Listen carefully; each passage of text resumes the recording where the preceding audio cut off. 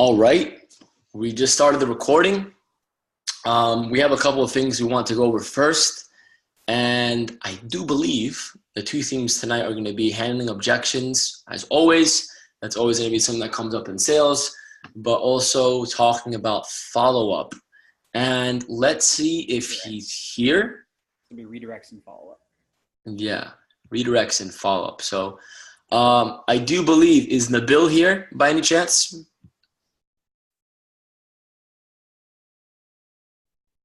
Nabil, if you can hear me, I do believe you said you have a spreadsheet on how you follow up with prospects and what's working with you right now. I do see he's muted and he has his screen locked down. But the reason why I wanted to bring this up is I think Dylan, it's him, right? Is that? Yes, that's him. Yeah, so I wanted to make sure because he basically has a system or some sort of spreadsheet or tracking system how he tracks people that he's come into contact with via SMS or just in general with like phones, following up, email and stuff like that, and where they're at and when he's going to follow up on them on. So we can see if he comes on later on. Right now it seems like he's unavailable. Now what I really want to talk about follow-up because like I said, guys, I said this before in the meeting, the money is in the follow-up.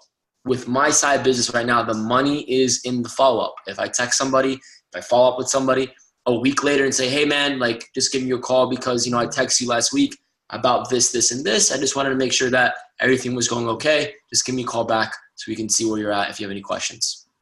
Right? So just a little follow-up like that, people actually genuinely like it because it means that you are in control, one. Two, you are genuinely interested in their progression, whether it's their business, whether it's their life, whether it's what happened on the call. And guys, it's really genuine.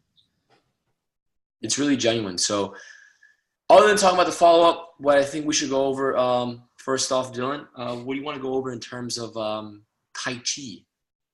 Well, not just Tai Chi. So I really want to address this because I had my, what do you call it? I guess catch-up session or whatever, the scheduled calls that we're doing with you guys.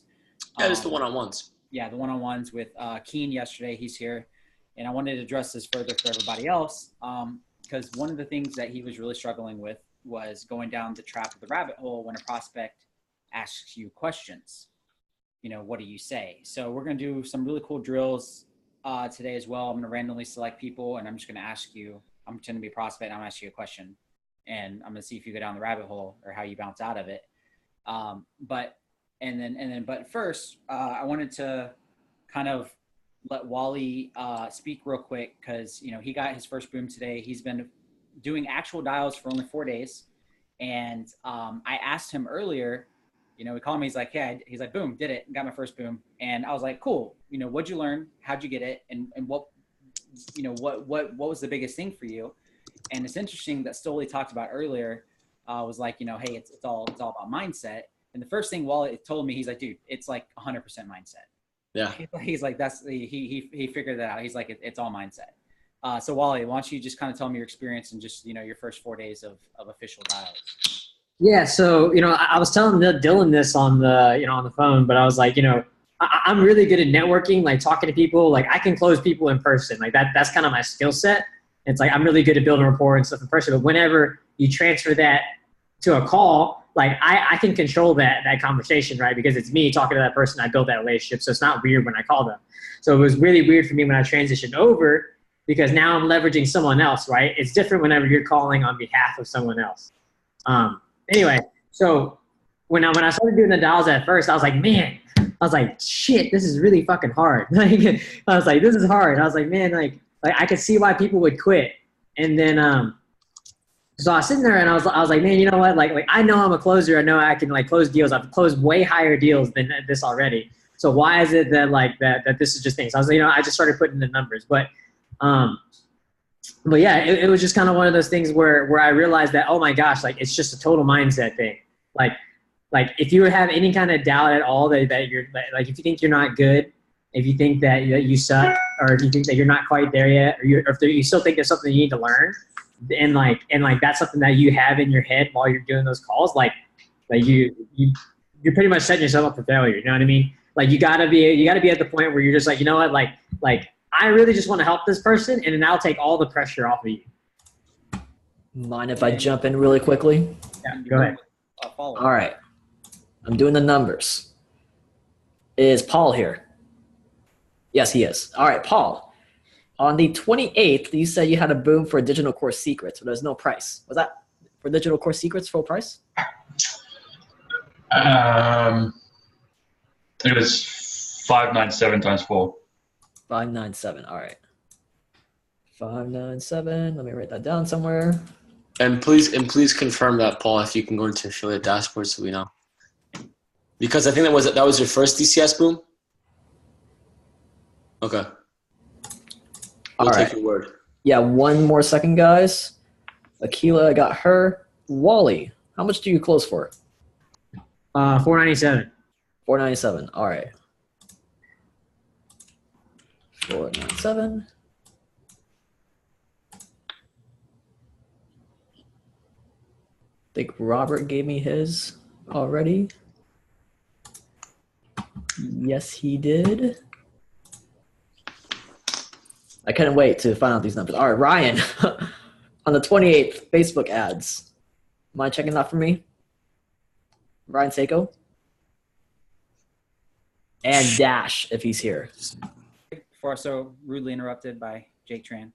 He hijacked my training. Out of nowhere, I was like, wait, is that Jake? Where the hell did he come from? Popped up out of nowhere.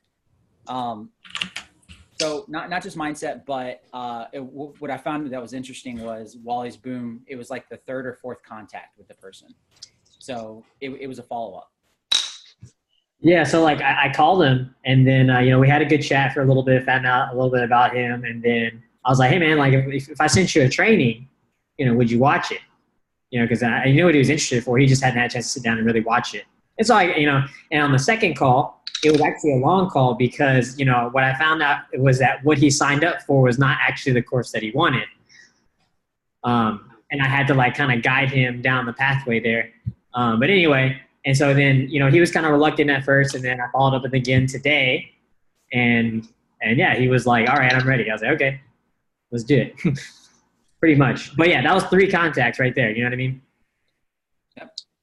Plus text, plus emails, So I'll let you guys know what I'm going to be doing, because, I'll be having to hit Justin Senior, Peter, and all these lists up here soon. And I'm very old school. So I don't like relying on spreadsheets, technology, any of that crap. I use note cards. I'll tell you straight up. I always have, always will. My follow-up game's very strong with note cards. I use notepads. So does Wally. If you guys saw my shelf right now, it's stacked full of paper and notepads. I'm just old school. But so what I like to do is I'm going to hammer out my first segment of calls, probably about maybe the first 30 to 50 on my first contact, right? Whether I come in contact with them or not, I'm going to put them into a certain box that I'm going to open up my note cards. It's going to be day later. And then I'm going to take every single one of those people and I'm going to put them in day later. And then the next day, I'm going to open up my day later box, and then I'm going to go through my follow-ups from the day prior, and I'm going to hit them for the second contact. And then I'm going to do my normal calls. And then if I don't get in contact with them a day later, they're uninterested, whatever, I'm going to take them and probably put them into probably week follow-up. And then after a week, I'm going to put them to, another week or 2, maybe a month. And then after a month-ish, I'll segment them over to cold list or remember to follow up with them later. Because I've had booms that came 2 months later. It's they just needed time to get their finance. When people tell you they're interested, if you build solid rapport, they're not bullshitting you. They're legitimately I want this really badly. I'm just not in a financial situation. But you'd be surprised 2 months down the road, 3 months down the road, when the opportunity arises, that it's going to be the right time. But when they get, but think about this. So think about how life happens. And even now, let's say someone gets their tax return and they get their tax return. Buying the course isn't going to be in the forefront of their mind, right? But if you just knew and your follow-up game was just so good and you just happened to catch that person at that right moment in time of life where they're just oh, holy crap, that's right. Thank you so much for following up with me. Actually, I have the money now. you never would have gotten that boom if you didn't follow up with them. So you have to realize that like over and over and over again. And the craziest story that I want to share with you guys, the longest follow-up I've ever seen in my life was back when me and Wally were with the company back in network marketing. And this lady, her name's Rachel, she had been following up with this couple, there was a friend with her, for 7 years. 7 years of follow-up consistently, trying to get, because they owned a construction company, right? And to get involved in a network marketing company, like the highest tier package was only like $1,500. But they were used to like $20,000, $30,000 deals. So they've been taking all the products, and 7 years later, they were about to drop $30,000 on a mini franchise. And so she called him up and said, hey, before you put the $30,000 on this franchise, you need to take a look at this. And they just didn't think it was a real business. So she got him in contact with the top income earner of the company. And the guy was like, he's like, well, how do I really know that this is a real business? I can make money with it. The top incomer looked at the construction guy, was like, how long have you been taking the products? He's like, 7 years. And he goes, well, have you been taking it every day? And he's like, yeah. He's like, it's called a business. And then the guy goes, oh shit, you know what? You're right. This guy who's never been in the industry, owned a construction company, who has been bugged for 7 years, finally joins the company, and within the first week breaks every record in the history of the company within the first week, hit the rank that the top income earner in the company took 5 years to do, by the way, and did it in about 3 months, and never would have happened if she did not follow up with them consistently over 7 years, because it just wasn't the right time. And I never forget that story, because when he was standing on stage, no idea how to build a business, nothing. He just did exactly what he was told, because he knew what the top income earner did. And he's just like, okay, cool. I don't need to know anything else. I just need to take action and do exactly what you did. He literally said, what did you do?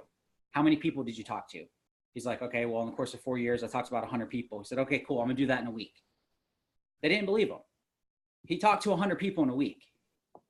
And then he talked to 100 more. Then he talked to 100 more and broke all the records. Had no idea what the hell's going on. He just knew the numbers. He just wanted to know what to take action on, and he did it. But whenever I saw him on stage, I'll never forget, he's like, I would not be here if my upline did not follow up with me consistently for 7 years. And he's like, with his business now moving forward and everything, his construction company, everything he does, he says, I refuse to never not follow up. He's like, I refuse it, because there are people like me that are out there. He's like, and I want to find me in my life, as many of them as are possible. If that takes 7 years to follow up, he's like, I'm going to follow up for 7 years. So moral of the story is that all the people that you're talking to, the timing in your life, right? Think about the timing for now, you know, for like closing, you know, maybe a month or so ago, the timing wasn't right in your life. Maybe you're in a transition period, right? You just didn't have time to be able to go and closing and stuff. But then all of a sudden, like the pieces fall into place, right?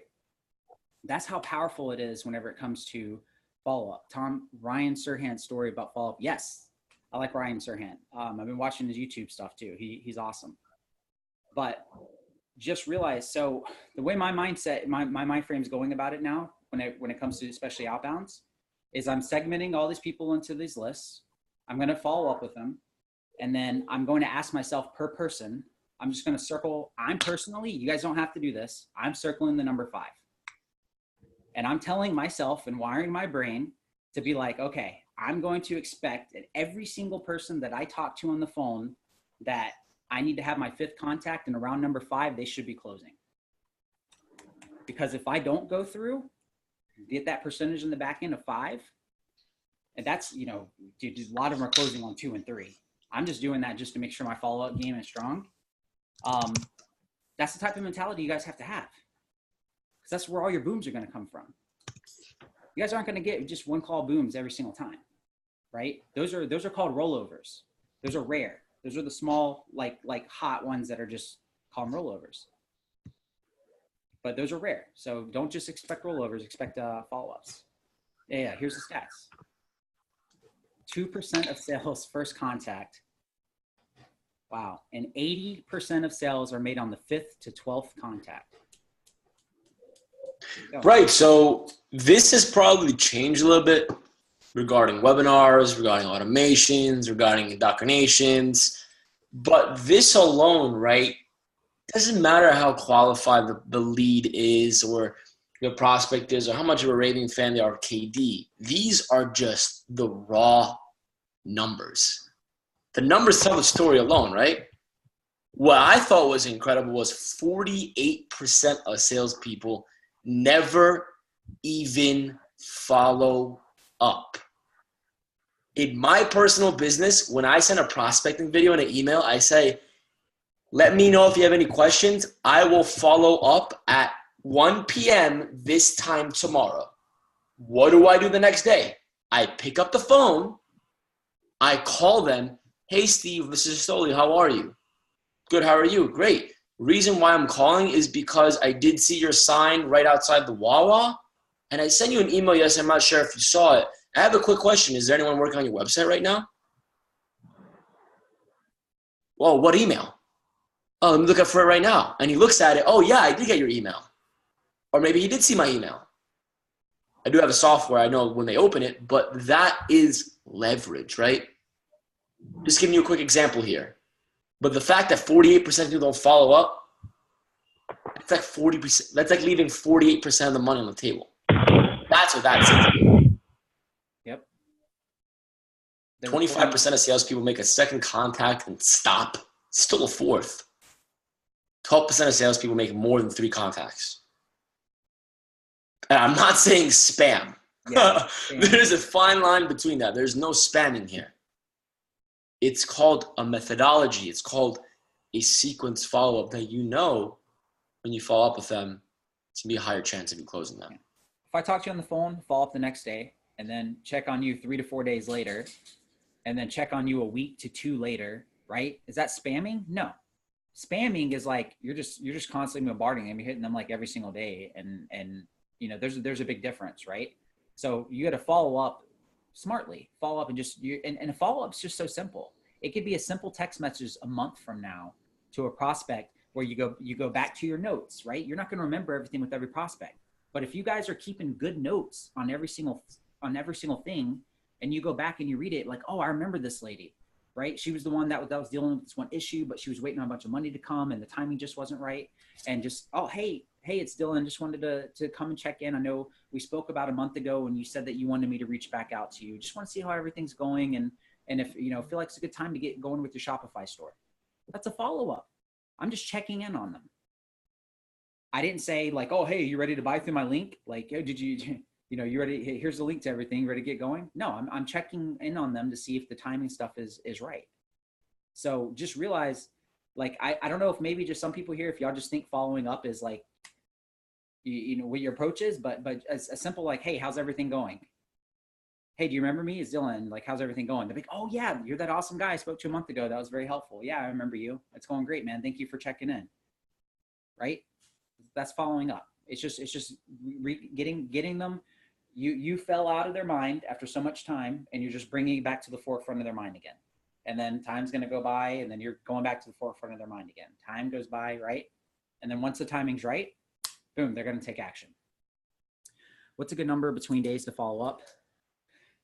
1 day, 2 days after, then like 1 week. Like I said, I'm going to do probably 1 day, and then 3 to 4 days, and then a week, and then maybe like 2 weeks based off like what they say.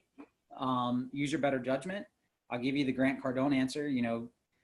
Somebody like Grant, I love his stuff about people that are like too pushy and spammy and following up. And, Grant Cardone's mentality is just like for people that are afraid to follow up and think that they're being spammy, they're being pushy. He's like, his mind is like, they don't believe enough in their product.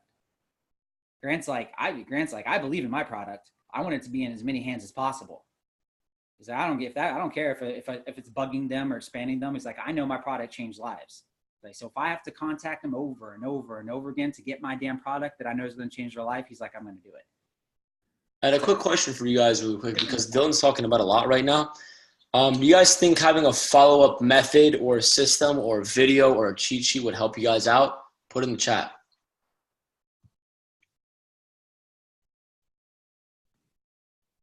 Okay. So Dylan and I are going to sit down with a couple of. I'm actually doing some more research on this. I'm going to take some time out of my day tomorrow and see, what's more practical, what's more efficient, what's more effective in following up with people. So it's going to be pretty good to make sure that all the money on the table is approached properly, not spammy, not scammy. Nothing creepy like that. We didn't get too aggressive with that. I know like Uncle G's a little bit different, Dylan, but Uncle in G's terms not of KD. Don't go Uncle G on KD's prospects because he wants to be known for. He doesn't. He's terrified of following up, coming as spammy. It's really yes. Don't go Uncle G on KD. Yeah, so we're gonna come up with a good leverage follow-up system with all of our influencers going forward because we have VanillaSoft in point. We're gonna keep VanillaSoft. And then, if they don't answer the phone, SMS them, see what's going on. So we're going to have a cool system we're going to make for all you guys. So I don't want to waste too much time on this going forward. Dylan, did you want to review a couple calls? Because I know it's 10 p.m. our time. Reviews. I just want to go straight into the questions. We're going to do call review tonight. So we're going to just pick random people, ask questions, and go into the kind of redirect so people don't get caught off. Ooh. And so here's be a good one. So let's go real quick. Paul. So when can I expect profit from my Shopify store?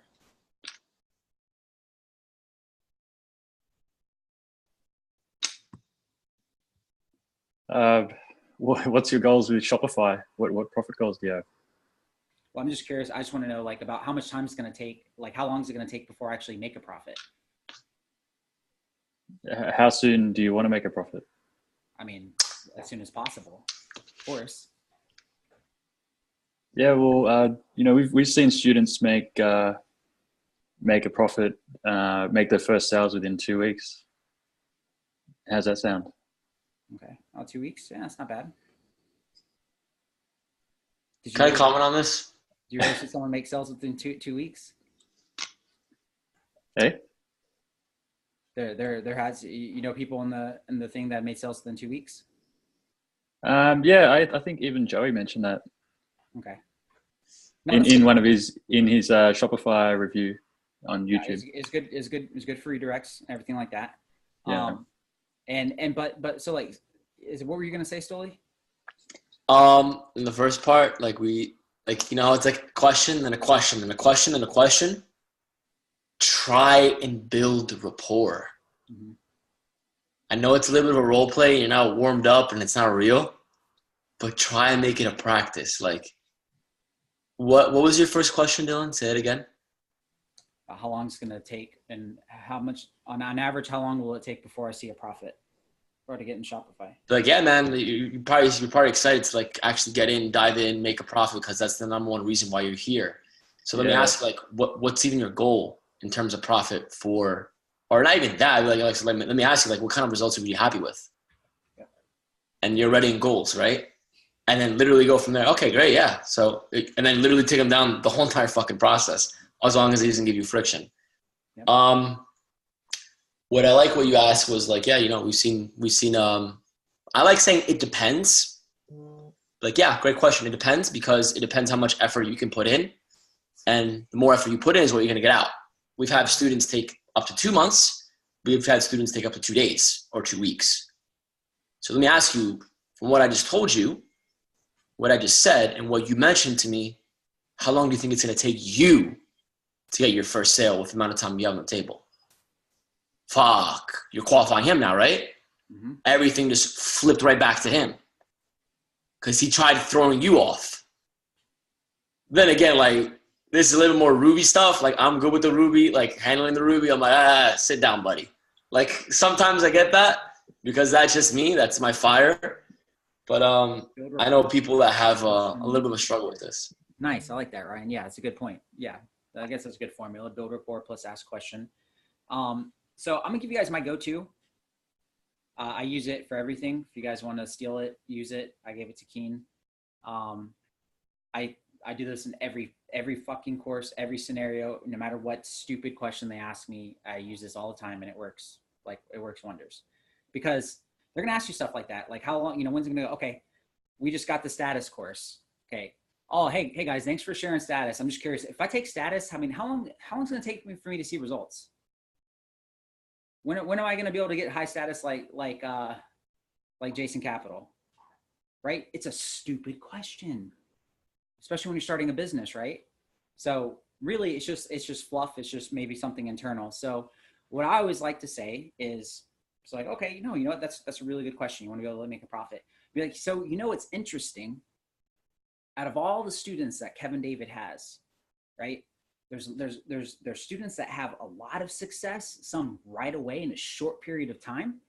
And there's other students that take longer and they don't have as much success in the same period of time. But the material that they watch is exactly the same. So let me ask you, what do you think the biggest difference is between the person that has a lot of success and the other student that didn't have so much success? What do you think the difference is there? And then I shut up. And every single time they say stuff like, oh, well, one student probably spent more time on the content, or they put in more work. They were more serious. They were dedicated. They did whatever it took. And I'm just sitting there like, yeah, you're exactly right. And then I say, now, you know yourself better than anyone.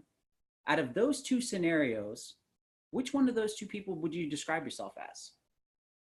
Now it's an ego thing because no one wants to admit that they're the shitty student, right? So every single time they're gonna be like, oh, well, I'm the one that's gonna do whatever it takes. I'm gonna show up. I'm gonna be dedicated. Blah. I'm like, okay. Completely redirected, off, gone. So if they ever throw a question about the business or what's going on, and you're just really stumped, you're just like, damn, I don't know what to say in this situation. Just literally say, Kevin David has students that have a lot of success that are crushing it, right away. You've seen the testimonials. And there's some people that come in. But what's interesting is they're all watching the exact same material. They're watching the same video content. What's the difference? Let them tell you what the difference is. Like, who just had like an epiphany, mind-blowing moment? Because I'm telling you, I use this all the time and it works wonders. You're not saying knowledge boner, and I'm upset. Who's having a big knowledge boner right now, right? Because that was a huge knowledge boner moment. I used the hell out of that. I had one time, I love it when people are on Shopify or Amazon and they're like, what's the best product for me to go and get started? And then every single time I'm like, oh, it's a really good question. It's funny. Actually, if I knew what the best product was for Shopify or Amazon, I actually wouldn't be on the phone with you right now. I'd be on the beach, sipping a mojito, enjoying all my money from the winning product. And then I just stop. And then they laugh. So I built rapport. I redirected because it's a stupid question, right? What's a winning product? If I knew what the fucking winning product was, you think I'd be talking with you on the phone? No, I'd have my goddamn Shopify store up with my ClickFunnels running and I'd be making bank and I wouldn't be here talking to you right now. So when people ask you stupid questions, you just got to finesse it. You got to have fun with it, make them laugh, build some charisma, because they realize in their head, they're thinking, nah, he's right. That was a stupid question, but I made them laugh. So I'm able to build solid rapport. So you just got to get creative and have fun with whenever they ask you these types of questions. And here's a big thing I want to stress out too.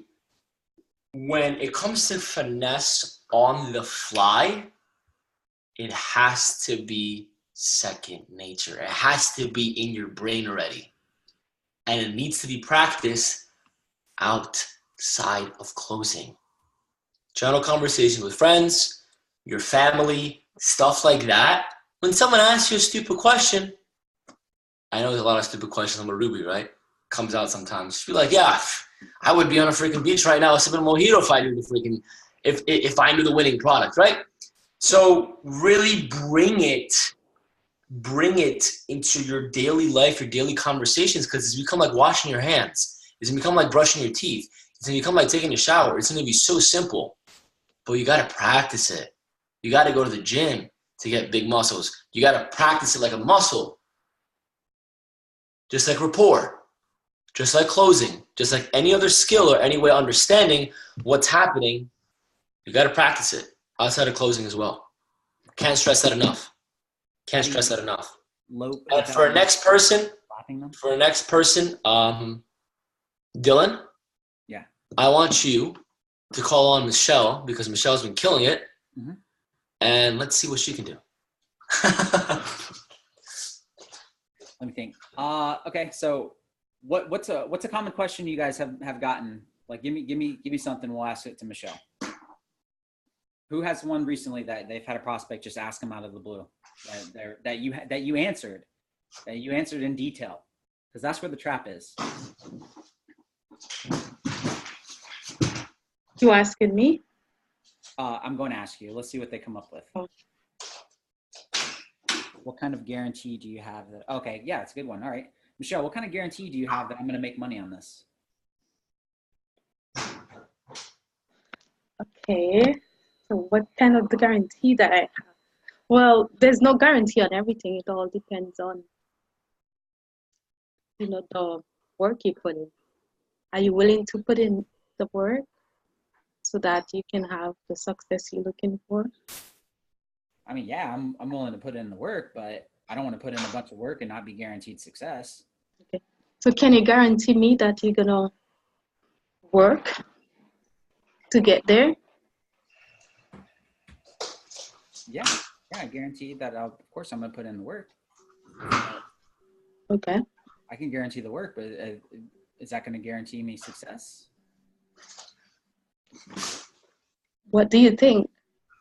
I mean, there are people who have been successful in Kevin David's course and they have put in the work. So if you put in the work, you should be there too. Okay, let's go through some other question. So, yeah. Michelle, I like that. And you answer with good tonality too. Mhm. You didn't really get like nervous. You stayed pretty steady.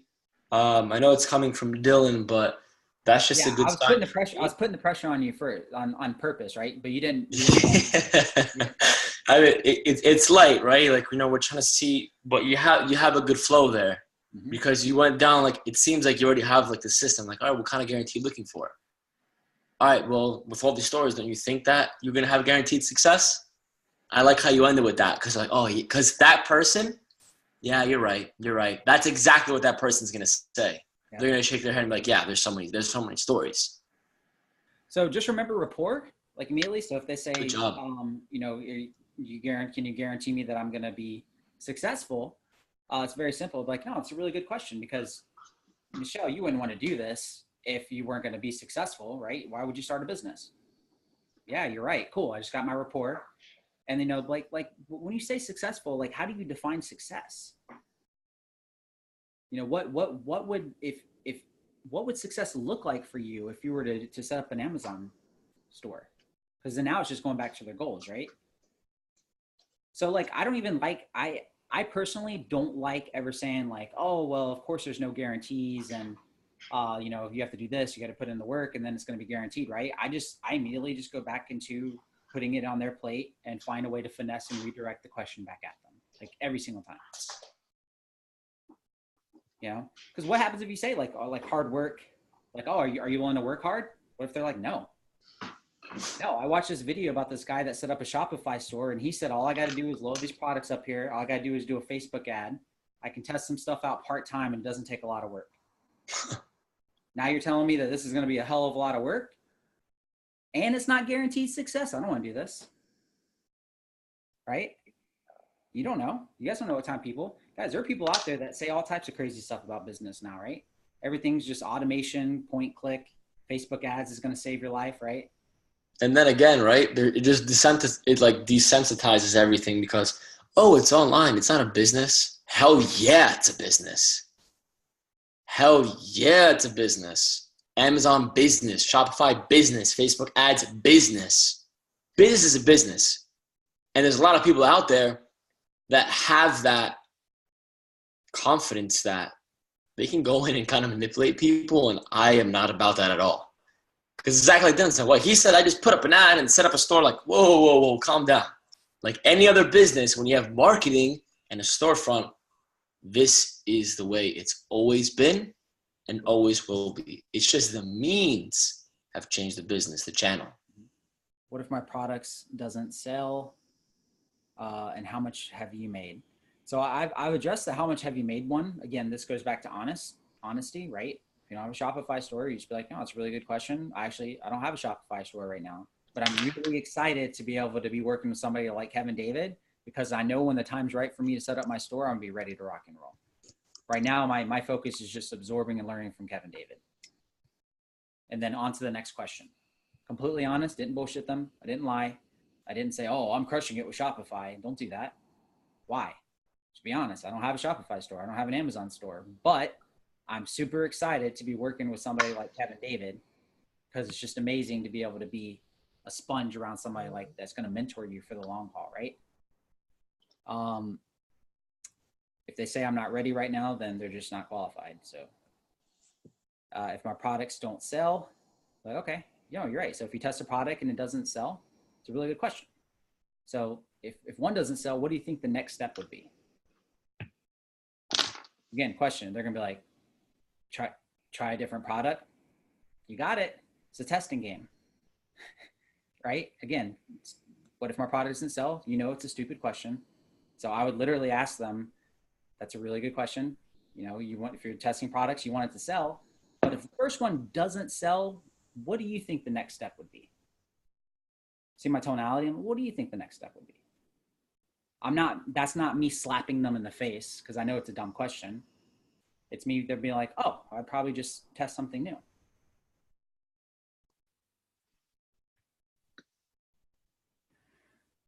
Are you doing this business too? What results are you getting? We already addressed that one. Jolie said, I like this training. Tell them the truth.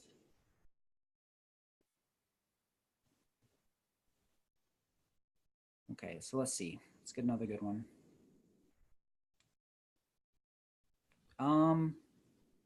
Let me think. Let me have a really good one too that I know that always trips people up. It's funny.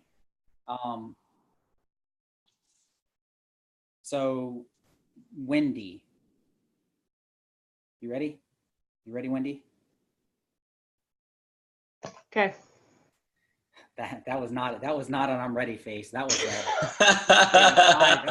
that was an FML face right there. Like, oh shit. All right, let's do it. Whatever. So I'm really curious, Wendy, because it seems like a lot of these courses stuff, they make all these promises, they always have success stories, but a lot of people could just be faking these success stories. Like, how do I know it's not a scam? I don't know. What do you think a scam is? Like, can you define scam for me? That's a good question. See, that was a good redirect. Hell yeah. Love that. Yep. I love that. How do you define scam? Goes back, like, what do you mean by successful? How do you define successful? What do you mean by time? How do you define time? These little simple questions, as stupid as it may sound, really actually redirect people. Mm-hmm. They'd be like, oh, I've been scammed before, and haven't you been scammed? Like, you've been scammed before? Like, what happened? What did you go through? Did you get with somebody on the phone? Did you give somebody your credit card that you weren't really certain about? What kind of program was it? And like, you go into all these discovery questions and you dig down into pain. I completely get it. You've been scammed before. And right now, I sense it. You're uncomfortable over the phone and you think you're about to get scammed. And then I go, yep, exactly. Or sometimes like, yeah. And all of that weight goes off their shoulders because what just happened? That big elephant in the room is gone. You just said it. Like, okay, if you really think this is a scam, then what are you really here for? Why are we on the phone? Well, you can't say that if it's an outbound. They're on the phone because you called them. Yeah, you always say that. But then why are we on the phone then if you think this is a scam? If they hang up, fuck them. They're not a good fit. Yeah. On to the next lead. Like. But the point is, if they do ask the scam question, just like she said, well, I mean, what do you mean by scam? Like, how do you define scam, right? They're gonna say like why, but what's really happening underneath is like, okay, so it seems like have you been burned in the past by courses and stuff?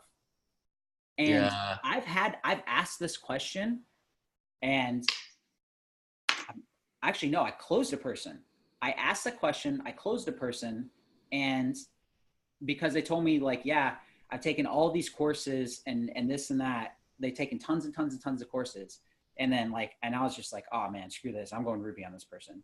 So I was like, okay, so it seems like the real issue is like, look, so I think I know what the problem is. You've taken course after course after course after course. So what it seems like to me is either your time and attention just focused in so many different directions and so many different things. It almost seems like you're suffering from like shiny object syndrome. And I know that if you were to do this, this is going to be just another course.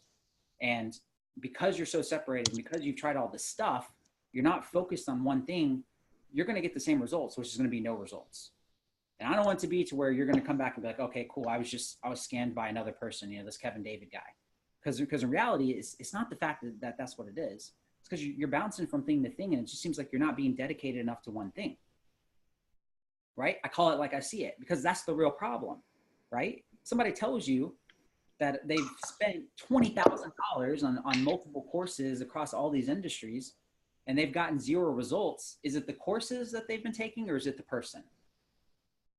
Sometimes you just got to be straight with them and be like, sorry, but this isn't going to be a good fit. I think it's the person. But actually that person ended up buying the course later because they're like, you're right. They didn't get it right away. They had to think about it and then make the time. They wanted to go all in because I told them, if you do this, you need to put everything out of the way. You need to be 100% focused on your store. And this needs to be the only thing that you're doing. You're not doing an agency and Amazon and Shopify and what was it? Online trading and crypto and all this other crap. Like, you just need to choose one thing that you want to do and then you just focus on it. So sometimes, yes, gut check. Sometimes you have to throw those gut checks in. Yeah. So what other questions do you guys have in terms of shit that throws you off? I saw one-on-one mentoring. What kind of one-on-one mentoring are you looking for? Well, I feel like I'm going to fail by myself. Or what are you afraid of? Why do you feel like you're going to fail? Like, why do you think you're going to fail, right? And you can go into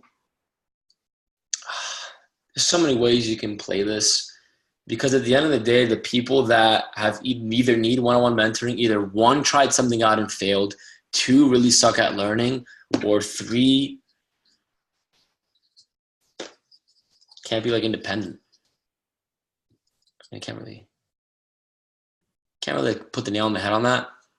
But if they want one-on-one mentor, it's unfortunate because KD doesn't offer that. You can say, Kevin, obviously, he wants the most success for his students, and you've seen the results. You've seen everything that's been happening. What Kevin does have, though, is he has, and you can go into Jolie's beautiful line, right?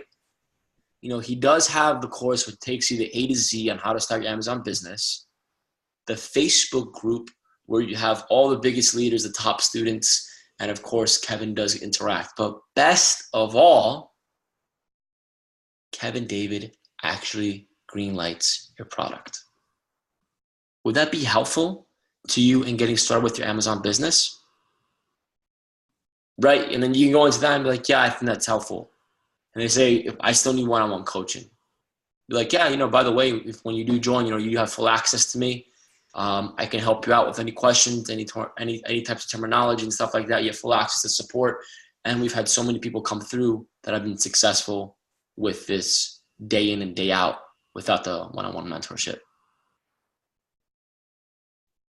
I got to check them too if they keep on insisting like the one-on-one. Yeah. I will go check them. Think about it this way, how successful Kevin David is, but you still want the one-on-one mentorship. Do you really think he'll do a one-on-one mentorship for just $9.97? Yeah.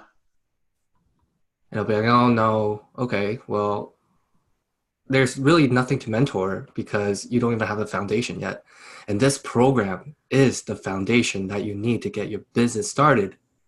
Then you can leverage the Facebook group with Kevin David and all the top leaders are in the Facebook group to help you get to the next level in the business. But first, we have to think about the foundation, which is covered in this course. Yep. And dude, you literally just blew it. That's like the best response you can have to that. Yep. For real, the best response. Good shit, Jolie. Storytelling. Yeah. Rory, have you got $60K an hour? Oh, in terms of the mentorship, you got $60K an hour to pay? I was like, wait, what? I hope I'm getting $60K an hour. Jason, a few prospects comment on how they go to the webinar, expecting a free training and said they get a sales pitch from KD. How do I counter this? Ooh. Yeah. I'm going to be fully transparent here. Kevin David's webinar is basically a huge sales pitch, but he talks about big things that are going to happen within the course. You know, that's a traditional webinar. That's what he does. I'm going to go back to Jolie because he's on fire. How would you handle this?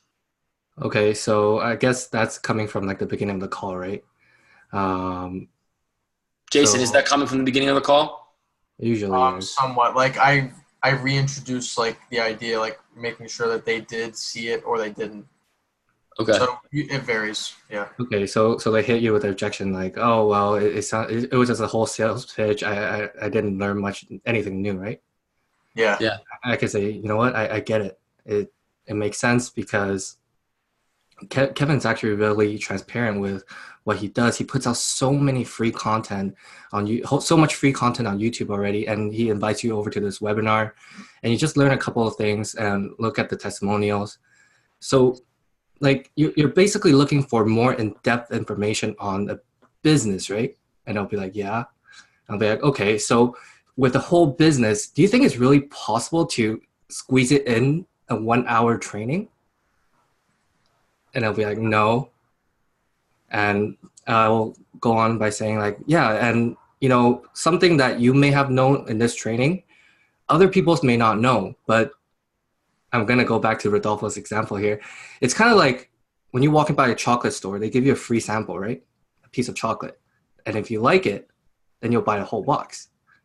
So this is kind of what it is. It's kind of like a little sample of what the course might look like. It's not going to be any like sales pitch, like no upsell or anything like that, or testimonials. It's just going to go deep dive into what Kevin was already talking about in the webinar. Okay. That's how I would have handled it. You actually want the webinar to go more than an hour and a half? If you close at that, oh, no, definitely don't want to. Yeah, you definitely would have fell asleep. So let me ask you, ask whatever you want. Yeah. That was great, Paul. All right, thanks, guys. Yeah, of course, Jason. Yeah. I actually got to go. Hold on a second before you talk, Dylan. I actually got to go in the next 5 minutes. 10:30, I have to put a hard stop. I'm going to eat with my parents. Yeah, we eat at 10:30 at night. We're Greek. We're crazy. We don't have a schedule. Sometimes that does happen. I want to eat something late. But any last questions? I mean, in terms of this, and then Dylan, if you want to stay on for a little bit longer, man, let me know. No, that's cool. I was literally just about to wrap up. Okay. Yeah, let's wrap up. It's fine. Yeah. So does this make sense, guys? Do you guys understand the whole report and then just how to kind of redirect and how like you can just tell a story and then ask them a question? Was this helpful? Put in the chat, guys, if you found this valuable. Because y'all can throw in like crazy questions and all you want, but there's always a way to finesse it and tell a story. I've people say like, oh, well, Kevin Davis seems like everyone else. Like they're just really flashy with their Lambos and kind of because everyone has them. And then I'm just like, oh yeah, dude, no, I get it. I mean, like, you know, they're running ads, they're paying for it. And the whole purpose of an ad is just to get attention. To be honest with you, man, if I had a Lamborghini, I'd probably do it myself. And they're like, yeah, you're right. And just hilarious. Done, you know? Yeah, so what was the one, I always ask this, right? What was the one big takeaway you guys had? Put in the chat. Your biggest takeaway of tonight. Whether it was Joey's tonality thing, answering some of the redirects to your questions, the one-on-one mentorship question that Jolie answered, the I was buttered up for an hour and a half, art of the follow-up. Yeah, so we are going to make some sort of a system. I'm going to put that right now on Trello. So I make sure I'm going to hold myself accountable to that and over-deliver on that. We got the SMS template. We got an 8-step closing template. We're going to add the report of the template. Damn, follow-up system. Holy crap, guys. And It's only going up from here. I'm loving the feedback. You guys want the shirt off my back too? I mean, what else can I give you guys? Stop, dude. Come on. What can we give you guys to make these booms? It's just funny, Dylan, like in terms of what I like the most is, we've been here for such a long time, and it's giving all of you guys, all of the closers, the resources possible. And it's always going to be that one little resource that takes you that next level. That's what I love about this team, because we adapt, we pivot so fast, and we had so many things. Like, you get feedback right away, we give it back to you. In any other organization, right? Talk about 98% of the world, 99% of the world, right? Like, with the 1% entrepreneur gap, 99% of the world. You ask your boss, oh, I got to ask the director to do this. I got to do this. Oh, don't open that can of worms. We can't do that. That's out of our budget. Whatever it is, right, that is going to improve a process. There's so many people right now in this world that have been through a corporate job. How many people have been through a corporate job? Put in the chat real quick. I was an industrial engineer. Quick story. My job was basically to make the helicopter schedules, monitor cost, monitor quality. It's might be very uninteresting to you, but this is what I did. This was my passion for 2 years while I was in college. And I worked for a company called Boeing. I'm not sure if you guys know it. They make a helicopter called the Chinook. It's a very massive military helicopter. Christian, you might even know this. Yeah. So I was the number one at 21 years old, the number 2 in command engineer for industrial engineer on the process of what's happening on the manufacturing floor, materials, flight controls, all that shit that was happening. I had to map that out and make sure that we were going to make schedule, that we were going to make earnings, that the aircraft was going to sell on time. Very high pressure. Very high pressure what was going on. So when I wanted something to happen, at one point I was moving so fast. My problem was I was working so fast. I asked the question, like, we need to change this process. This was going to happen. This was going to happen. This was going to happen. My boss is like, yeah, that's great. I'm like, is it going to happen? I'm like, are we going to do this? And he's like, well, we tried doing this a year ago to get a new system in, but we got denied funding, or the director said no. I go, okay, great. I want to go up and see Chris Wilkins, the director. And he's like, yeah, you can sit down with him, but he's not going to give you a yeah. I'm like, what the fuck do I need to do to present it to this guy to close him? And he sat down with me. He goes, listen, the way this works is, and he gave me a whole 10-minute thing of like, well, this is the way you stay in line, you do your work, and you don't go out of your area. Because you're doing great. You're an intern here. Oh, at that time, I was an intern before I went there full time. But this is the way things work. This is the pace that we move at. And entrepreneurship, things pivot, things move so fast, things adapt so easily. And the moral of the story is, the more feedback we get, the better we grow as a team, the better you get at closing, the more money it puts in your pockets. And the happier you are, the more freedom you have. In entrepreneurship, that's the way it works. What you put in is what you get out.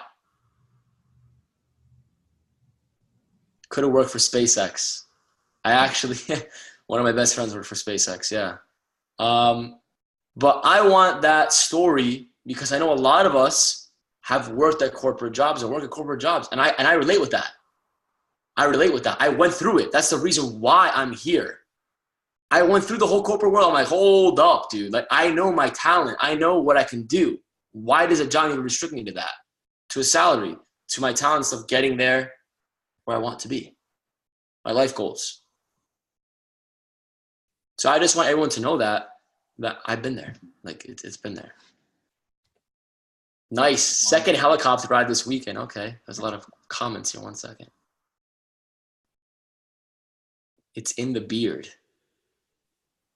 Sick. Oh, God. Hey, guys, I have a question. Competition. 1 month. Yep. What's the question? Yeah.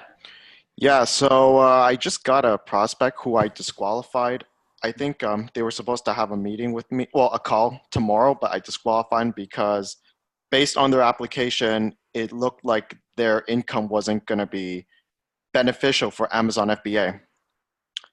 And in the mail, I specifically bolded it too. And then this person goes and says, so it's come down to money for you.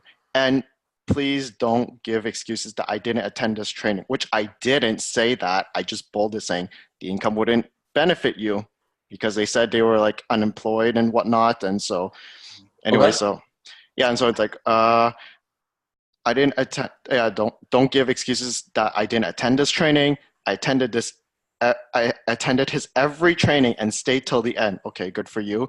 Your priorities are money. If you really cared about someone in real life, you would have helped them despite, and he spelled despite wrong, despite of their financial status. Please don't speak rubbish, capital R, I don't care. Here, you just want money, blah, blah, blah. All right, so pause 1 second. What is Patrick's personality type or gem? Put it in the comments. Emerald. Yeah, dude. You're overthinking it. What I would say to him is like, I'm not here for the money. If you actually think you're worth going into the course and becoming successful, here's a link to PayPal credit. That's the only way I can help you. Here's some resources. Or just say that, like, no, like, if that's your income, and what I'm telling you is, in order to do Amazon, you're going to fail. $3,000 to $5,000 to test products. Yeah, you're going to fail. Whether you could buy our course or not, even if you could afford the course, you wouldn't be able to do Amazon. Mm-hmm. Yeah, man. I've gotten hung up over that too. I've actually had people email me back like, you're a scumbag for not letting me get on the phone with you.